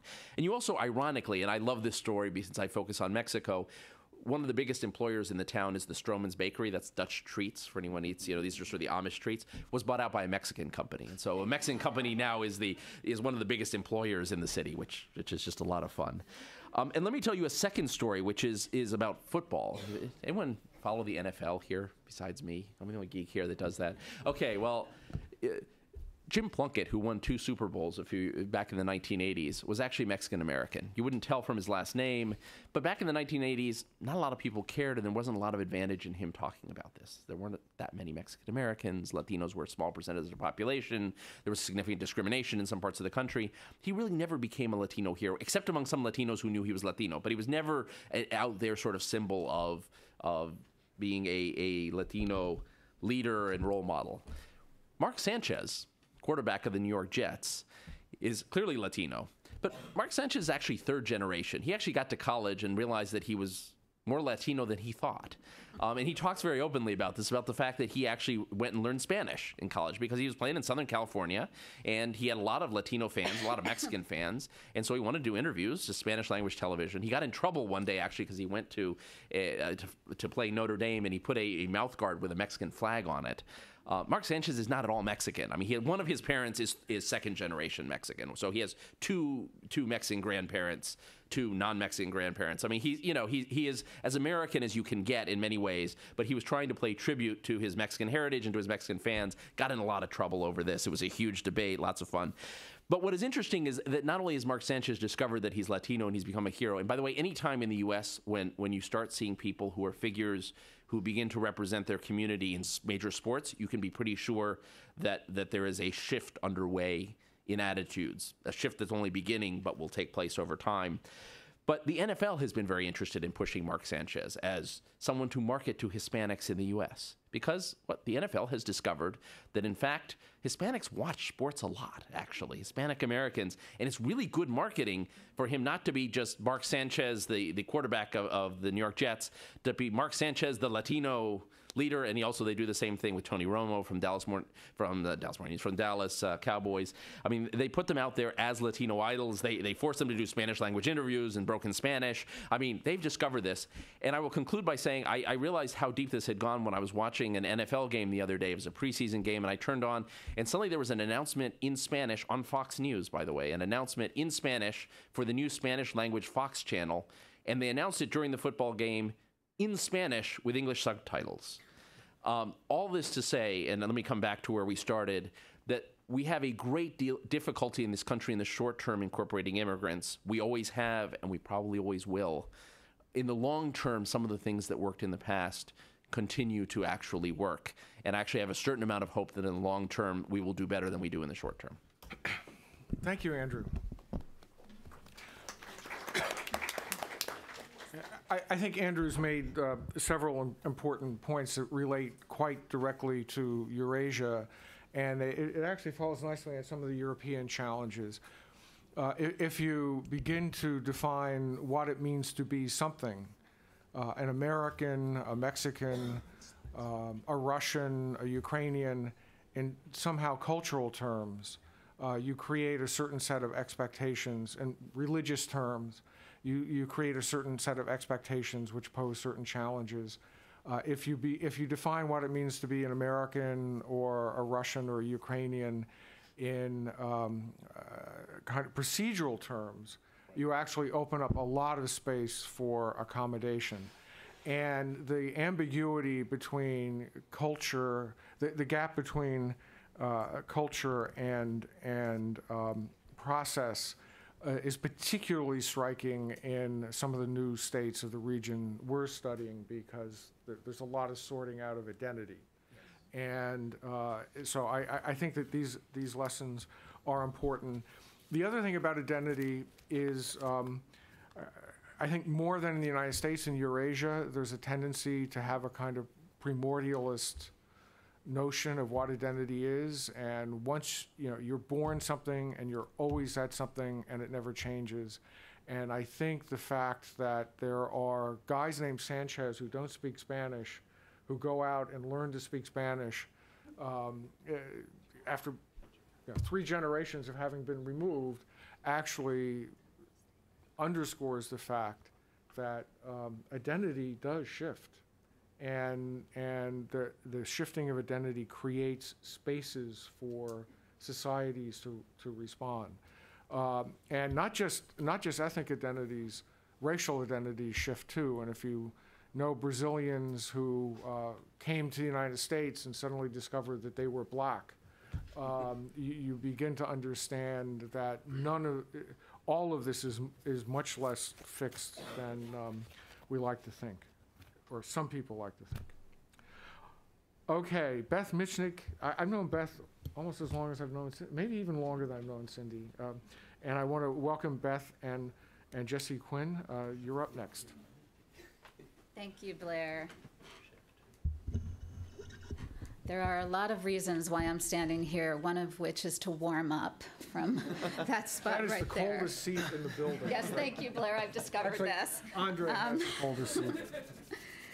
Thank you, Liz. And I don't suppose there's any way to bring that up here. No. Okay, well, my notes, for some of you that don't know, I'm sort of living in 2 places, and I am here, you'll notice National Science Foundation is my affiliation. I am not representing NSF at all. My comments are my own. I was told to say this in my orientation a few weeks ago. I am representing the University of Arizona. And I'll try to warm up. I do want to recognize my collaborators in this project that are scattered throughout. We have Russian collaborators that have been critical to this project, as well as Georgian collaborators and the US collaborators as well. Our presentation pretty much turns everything else on its head. So on this panel, we've heard a lot about integration, incorporation of migrants in the host society. Our presentation with Jesse is on what happens when migrants return. So this should really be return to sender. It is return to sender, international migration, return migration between Russia and Georgia. This project really began as a core part of the MINERVA project and the security. So what happens to national security in this case when migrants go home? In the Russian case, the specific question that drives this is what happens to the home society when international migrants are no longer welcome in a host society. And the case of Georgia is really critical here. And there's a whole host of potential impacts on the home when there's a return, economic, social, political impacts. And we see this paper, and it is very preliminary, so please keep that in mind, and I'm hoping to get some really good pushing comments from Andre. What are the vulnerabilities to the home society when migrants return? The context of Georgia is really key. The issue of expulsion and illegal migration has heated up again this past summer. And I first became really cognizant of this doing my field research in Georgia on displaced populations. And they would say, oh, well, you know, Gia's come home from Russia. He's no longer welcome there. We've lost our remittances. You know, all sorts of things happened. And certainly after the conflict in 2008, the tensions rose. So what are approaches that we can use to look at, or theoretical approaches, conceptual approaches, to look at what happens to the home society? And as I said, we've turned this on its head. So as I sent Jesse forth to do a literature review, I said, what are you finding? And he was saying, well, I'm not finding a whole lot on the impacts on the home society. There's a large literature about return migration, and that literature is primarily about the impact on the migrant, the health impacts once they've returned, economic impacts, are they getting jobs, and why they returned. But the impact on the home society, that sort of reintegration or integration, is much less of a focus. So what are really the areas of the literature? The international migration impact on the host society. We've talked a lot about those issues on this panel. These are many of the issues that we wanted to be able to try to address in the Georgian society, that sort of turning this on its head. We look towards the transnational migration literature quite a lot, because that's a literature that's very core in anthropology, geography, sociology, to try to look at migrants who are simultaneously living in two places. And I've been really feeling like a transnational migrant myself the last few weeks. And then we wanted to really look at the literature on what happens in the home society, as I said, and we're finding very little. So we're sort of on our own in a sense, but we did find some things that we wanted to amplify in a sense. We found a really interesting framework that's specifically on our issue about security, human security, very broadly defined about human welfare, many different ways to look at human security. And this is based upon Kissinger 2004, which looks at the security implications on the host society. So we thought, all right, we're just going to reverse this and see what it looks like when you're looking at security, human security issues on the home society when migrants return. And we have, as I said, this is very preliminary. There are 5 points from Kissinger that we turn on its head, only one of which we will have time to talk about today. And that's the one in bold, the risk to cultural identity as social remittances flow home. So what are social remittances? And thank you for bringing that up. How do we define it? And why are we looking at it? Well, social remittances, that's the human experience. What happens as people live? What happens to the people? What happens to societies as they move around? Policy implications are really key. Large-scale macroeconomic and social issues are also key. Let's just bring it down to the human level. And social remittances helps us do that. So this came out of transnational migration studies, and it is a focus on human impacts and human security. There's a definition here, and I think the importance, I'm not going to read it, please feel free, but the importance of social remittances is, again, that duality. There are social remittances, which we've talked a lot about, when migrants go to a host society, but there are social remittances that flow home as well. And this is a very large and important literature, really coming out of anthropology. So post-Soviet flows. Now, we're tag teaming a little bit. Jesse, this one's mine. Mm-hmm. Okay, so Ellen also helped us out by putting Georgia up there, which was really great.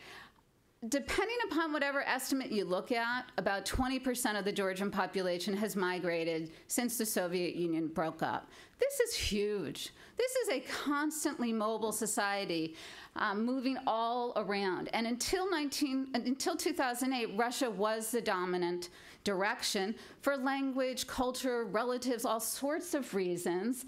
And we have Erin in the audience who can tell us about changes in the gender aspects. But the economic factors have been really important, the push factors, that the economy collapsed, scrap metal is the biggest export, lots of really interesting things about Georgia. I'll stop talking about it. Economic remittances, really important source of income. There are some Georgian colleagues that have done studies that show that the level of economic remittances since 2008 have remained the same. So that's really interesting and really worthwhile. A very large proportion of the migrants in Russia remit home, 70%, which is quite large. There's not a lot of available data. We didn't have a survey in Georgia, like we did in Russia, but we were able to use other people's survey information. So my thanks to the Georgian colleagues who gave time, data, everything to help. So we're looking at a very particular subset of questions from this survey that's cited here to look at the differences in perceptions, opinions of return migrants from Russia versus return migrants from everywhere else, and Jesse will talk a little bit about that, versus households where there were no return migrants. These are very tentative conclusions. Okay, this is just very simple to give you a sense. You can't look at all these numbers, but this gives you a sense of the numbers of the individuals in the survey. The return migrant N from Russia is 105. All other returns from every other country, 119. Okay, we're looking at 3 areas very quickly. I don't know that we're really just going to get to the 2 issues of cultural identity for the return migrants and political views. Jesse? So in discussing that within the framework Beth just discussed, first off, we just need to think a little bit about why social remittances might differ across these different migrants. Drawing from the literature, there are a number of different correlates that we could be looking at, but we feel that, based on the fact that at the time these migrants were moving, the most dominant destination was Russia, the fact that most of these migrants are very likely part of migrant networks that are based and moving into Russia, and that a lot of these migrants are moving during times of political conflict. Looking at it through the lens of trying to parse it out based on the country in which these migrants were residing is most important. And just like to reiterate that this data, we're just trying to be kind of an initial exploratory move into this framework. And we also feel that a lot of these other correlates, while we're not looking at them specifically here, are important in explaining what those differences might look like. So what is this Russian context that we're talking about when we think about what the migrant experience in Russia might be like? One of the most dominant factors is that there is a very high level of illegal migration of Georgians within Russia. This often tends to elicit feelings of fear, of needing to hide, of wanting to stay outside of the gaze of the government. As a result, this then links also to poor living conditions, poor working conditions, some serious health and human security issues. And of course, as migrants return back to their homes, they are going to be understanding their experience abroad and their experience returning in that sort of context, and obviously going to be making comparisons. We feel this is especially the case in the Georgian-Russia example, due to the history of some very strong prejudices against ethnic minorities, but also specifically against those from the Caucasus.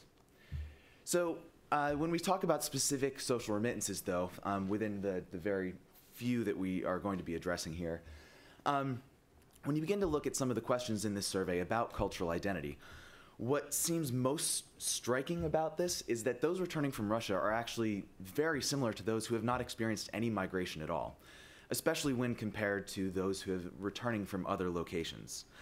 There seems to be something in the experience abroad that differs very dramatically between those returning from Russia and those returning from elsewhere. And it seems that those who are returning from elsewhere appreciate Georgia less. 27% of those returning feel that Georgia is not a great place to live. And only 57% feel that traditional Georgian ways of life should be preserved. So this seems to speak of some sort of normalization of those returning from Russia, that Georgia is a good place, that the Georgian way is something that should be protected, that traditional Georgian ways should be preserved. And there's a possibility that perhaps the Georgian way of life might be idealized by those living in Russia abroad. So what does this have to do with human and national security? Well, from a national security perspective, we're talking about a group here that are perhaps more loyal Georgian citizens, perhaps more engaged in what's going on in Georgia, which we'll return to in just a moment. But briefly, another form of social remittance that we were interested in looking at within this data set were conceptions of democracy. And again, what's striking here is that those returning from Russia are so similar to those who have not experienced any migration at all, especially when compared to those who are returning from elsewhere. Only 11% returning from returning from places other than Russia feel that Georgia's democracy, and only 39% feel that Georgia's not even developing in that direction. So there's some very stark differences that you can see between these different opinions of democracy and democratic processes. And for that group that is returning from Russia, there's a possibility this might bode well for national security, as they might be less likely to protest against the need for democratic participation and whatnot. But again, this is just sort of exploratory to begin with. The returnees from Russia are also less likely to feel that migrants should be involved in political and social issues. So the picture that we're seeing develop of this group returning from Russia are individuals that feel strongly that Georgia is a good place to live, as a place where traditional ways of life should be preserved, and that it is democratic, and that migrants not only are not that important in shaping political and social issues, but also that they really shouldn't be.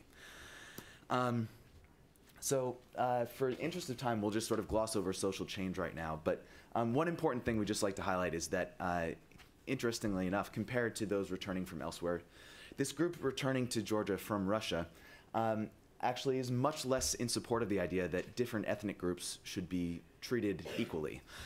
We need to think about that a lot more, and we're not really sure what that means. We don't want to make any conclusions at this point, but it does point to the possibility that social change is impacted by these different sources and locations of returned migrants. And with that, I'll turn it back over to Beth for finishing. Yeah. Return luggage. We have a very, very tentative picture of what these ideas are, and we're just hoping that we can get some conversation going. So what's the return luggage that these Georgians are coming back with? They seem to have a really different point of view about cultural identity than return migrants from other countries. We really need to think about why that is and what the potential impact is on Georgia. We've got a huge election coming up. I'll leave that to the political scientists to help me understand a little bit better. But really, this is just so preliminary. There's a selectivity in those migrants that go to Russia. They have the language abilities, so there's a lot of selectivity issues that they brought luggage with them to Russia. They're bringing luggage back, and we have to understand that a lot better. But I think the role of that experience in Russia is really important, and Julia and I have a paper this afternoon about what is that experience in Russia and how is that distinct by ethnic groups, and the Georgians have a really distinctive experience from a social perspective. And really in the future, we need to be able to focus on other aspects of security. So thank you, and we're looking forward to comments. Thank you. Well, Andrei Korokov, maybe the only person who can tie all this together. So Andrei, how much time do I have? you have 15 minutes.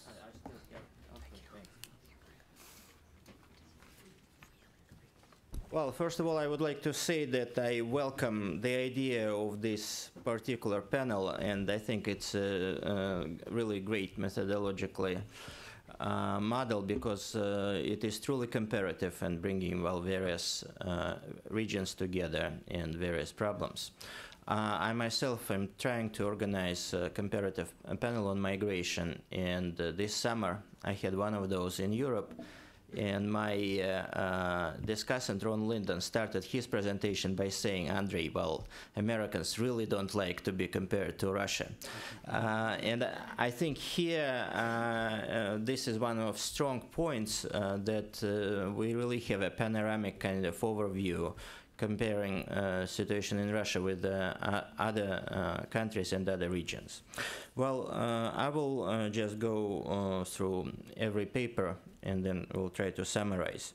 Andrew's paper is very interesting exactly for this particular reason. Usually discussions arise in regard to whom Russia should be compared to, the United States and the countries of traditional immigration or traditional empires of Europe, such as Britain or France. And when I read the paper, I was even surprised, frankly, how many parallels exist. And Andrew emphasizes two issues. First, the formation of the regional migration system, but second, some parallels between Russia and Turkey. They are not only historical, the most important parallel here is that they really play both of them play three different roles in migration chain. So they are countries of immigration, emigration, and serve kind of jumping pads to Europe for migrants from outside the region. And I think this is very, very important and very interesting. What is also interesting here is that the paper shows that migration can serve as a mechanism weakening essentially state sovereignty. And it was very interesting to see this situation concerning migrants from Russia to the Ottoman Empire, who essentially acquire kind of dual murky citizenship. And even looking at my own situation, it's something very, very interesting, and it continues to happen now in the region as well. I think that one issue that I would elaborate on, and Andrew did not really mention much in his presentation, but I saw it in paper. He talks a lot about formation of trafficking region, trafficking of various kinds, including human trafficking. But I think what could be very interesting, it would be to look at the role of unrecognized state formations that exist in the region. Abkhazia, South Ossetia, Transnistria, and in a wider sense Karabakh, and I would include Kosovo there too, because, well, patterns are the same, and they serve really as hubs for legality and for various types of trafficking. So this is something I would definitely elaborate on. Neda's paper fits very well with Andrew's for the same reason. He talks about discrimination, say, against Turks in Europe and a number of other ethnic groups. And yes, Europe is leading in terms of legislation, in terms of its refugee policy. But now the question emerges, what was the real motivation for the Europeans? When it was ideologically motivated, doors were open widely, including, well, those to Germany. And as soon as the Cold War was over, the situation started to change. So doors are shutting down in Europe while they're opening for exit in the countries. Then another point that is very important that she makes is the role of civic society, and all three points that she makes they are interrelated and seem to be very important here. The role of civic society in general and the role of political demagogues. Moving to Andrew Selle's paper, most of us who are living in the US remember, say, the escapades of Lou Dobbs in recent years, and finally he was shut down, and an amazing kind of evolution of Mitt Romney in recent months, who started with an extremely hostile to immigrants position and right now is dragging his sons around who speak fluent Spanish, well, to show that he is not as bad. It also shows an amazing conundrum that the GOP is putting itself in by undermining its own political, potentially base, at the level of primaries, and then, moving to the election stage when it already turns away a very large segment of electorate. But in regard to both Europe and the States and the US, modern Europe, I am kind of optimistic. For a long time, I lived in Alabama, deep south, and Alabama was famous in my time yet for its governor, George Wallace, who was famous for his phrase, segregation today, segregation tomorrow, segregation forever. And then one day he woke up and, became born again, integrationist. And everything was very simple. The Voting Act was adopted and black population in the South became eligible to vote, so he had to change his principles and views and so on. And the same is happening now. We see that every major candidate is trying to at least pretend that he speaks Spanish. In this sense, I am optimistic about the integration in the United States. But here also comes a very serious difference between the United States and Europe, because Americans define both citizenship and nationality in civic terms. Europeans, for the most part, are not, especially, say, Germans. And therefore, psychologically, I think, and that's an irony of it, with all the legislation, Europeans are much less able to get adjusted to this situation, and we see it in the recent explosions and statements by the leaders of the leading countries. And in regard to Andrew's presentation, of course, I would like to use this opportunity to ask you, what do you think about future for immigration reform? Say, if Obama is reelected, is there any chance for him to push it through Congress, or all this will be going through the executive degrees as it happened recently? Beth and Jesse's paper, very interesting, because Georgia is really a unique case in a sense that it's the only case for now still within the post-Soviet space when there is an open discrimination at a state level, not at the level of individual officials against citizens of a particular country. And I think it illustrates very well an amazing inability of Russia to use soft power, and even unwillingness of that country to use soft power of any kind. Essentially, everything is done in reverse. What I would like to see here, and I don't know how much data is available, is the ethnic and regional composition of migrants and returnees. For example, what is their role, and is there a difference in views of Armenian diaspora, of Jewish diaspora, because they are significant, as we know. And also, I could not figure out what is the situation of Abkhazia and Ossetia in this equation. Do you calculate it somehow, first, as part of Georgia or not? And second, what is the role of migrants from those regions to Georgia? This is also, we know what was the role, say, of Armenian Azeris coming from Karabakh in the 1990s, so it might be a very active and aggressive point. And at the end, also very interesting, these differences between returnees from Russia and from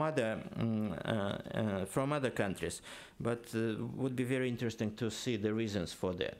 So again, I really enjoyed the panel, and I think papers fit very well together. Thank you. Thank you. I want to try to keep us on schedule, but let me see if Beth and Jesse have anything to add, and then we'll turn to Andrew. Well, thank you, Blair, and thank you, Andre. You know, your comments are right on. The data set does not include Abkhazia and South Ossetia, but it does include a wide range throughout Georgia proper. I don't want to get bundled in terminology. But you are absolutely right. We have to go much deeper and look at the demography and the ethnic, the gender, the location, and the reasons behind. So, you know, ideas, we're open to them because we're really at the beginning stage, but you're absolutely right. Andrew, any observations about U.S. policy? U.S. policy is stuck. I don't see there's any way that you're going to get reform without Democrats and a sizable portion of Republicans agreeing on something. And for that reason, I think it's unlikely that we're going to see a comprehensive immigration reform as written. I don't think it's impossible. I mean, miracles happen. A lot depends on how politicians read the results of this election. If they read the results of this election, not what the results are. I mean, that's a different thing. It's how politicians understand what they were told, what they see out there, which is if they think if Obama wins and the interpretation on both sides is he won in part because Republicans alienated Latinos and they alienated Latinos because of immigration reform, there's a few leaps in there that you can question, then it could actually lead suddenly to, and leadership in the Republican Party shifts back to some people like the Bushes and others who are actually pro-immigration, McCain and a few other people who really do still have that, even though they don't always show it. I think you could get comprehensive immigration reform. Otherwise, what I think you're likely to have is a shift towards looking at the DREAM Act, which everyone agrees on now. Which has to do with the children. As the children, right? This is a bill to allow children who came as minors with their parents and have gone to school or serving in the military the ability to become residents. And it's been administratively done right now. I mean, they've been given administrative permits to work in the U.S. and stay of deportation, but there has to be a legislative fix. And you could see some change on legal immigration. I think you might actually see a bill on visa reform, which would then allow people who are already in this country without documents to apply for some of those visas. But the debate would shift to talking about legal immigration. That's something that's a hard pill to swallow for people in the immigrant rights community, but it actually may be the smartest way to get to exactly the same place. Well, I want to try to keep us on time, which means, unfortunately, we're not going to have a broader discussion.